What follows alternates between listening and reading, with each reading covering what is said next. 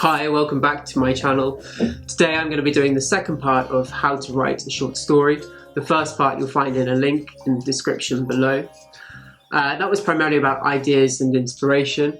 In this part I'm going to be looking at writing the first draft. Now, I tend to like to write by hand, which is an incredibly sort of slow, laborious process, especially when it comes to kind of typing everything up. But I find that I write much more fluently and fluently when I'm able to write by hand. There's not that desire to go back, edit, make sure each sentence is absolutely perfect. Instead, I can just kind of get right, get right into the story. So that's what I'm going to do now. Just a quick recap on where we got to last time. We arrived at this idea of a woman in her 60s who works as an archivist for Edinburgh University. She finds a 400-year-old butterfly pressed within the pages of an old manuscript, an old book. She's divorced. She has a partner who's English, who is very against independence, and this perhaps is going to be a source of tension later on. So those are the ideas. I don't know really where I'm going to start with this or where it's going to go, but that's one of the real excitements about starting a story, just kind of finding what develops over time. I'm not going to worry about research. I tend to do that sort of towards the second draft, third draft, where I'm looking for specific details to give authority to the piece of writing. But I'm just going to launch into really developing character and sense of place and plot. I've set a time limit of 30 minutes. And I often do this because, you know, it's hard to find long chunks of time in which you can write.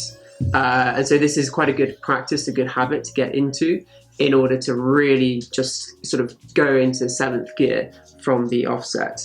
So without further ado, let's get cracking.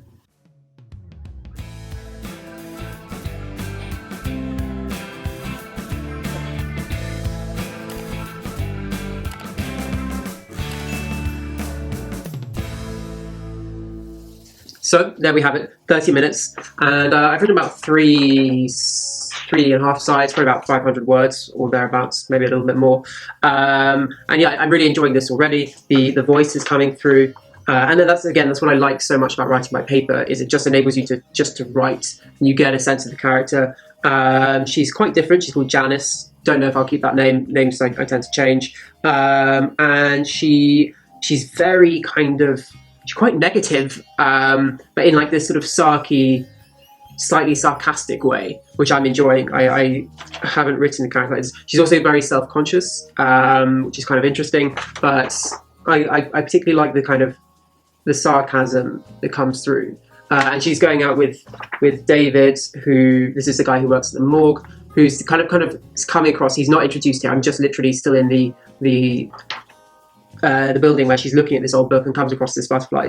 But David, through her own kind of thoughts, is coming across as a very kind of upbeat, overly enthusiastic person. I think this is quite a fun contrast to play with and quite an interesting tension. And again, totally out of the blue, but this is the idea. He sends her a text and he wants to take her bowling, and she basically hates bowling but hasn't told him. Which I think is going to be a really fun. So I'm looking forward already to writing that scene in the future. And one other character that's popped up is someone called Simon. Again, I always find names totally interchangeable. I just use kind of stock, any old name that pops into my head. And he is someone who's going to take a look at this butterfly. So I don't know how he'll feature later. He might be a good sort of person for Janice to offload on if that ends up happening. I don't know. Who knows? I'm really excited to see where it goes next. I think the tensions have come through quite nicely. That to me is so important, that you kind of have as much tension, well, not as possible, but you introduce those tensions early on, so that the reader kind of wants to go, oh, how's this going to resolve? Like, is this relationship going to last? What's going to happen? I also introduced this thing where at the very start she tears one of the pages. I mean, I need to look into what an archivist actually does. I'm not even sure it's the right word, because I kind of feel maybe if it's a very old book, they use tongs rather than hands to tear. I really don't know. Again, this is the sort of thing that would come out in an edit. What I tend to do next when I'm coming back to a story, sort of to do the second and third bit of the first draft, I like to take a kind of red and one of these There it is. These red and blue pencils.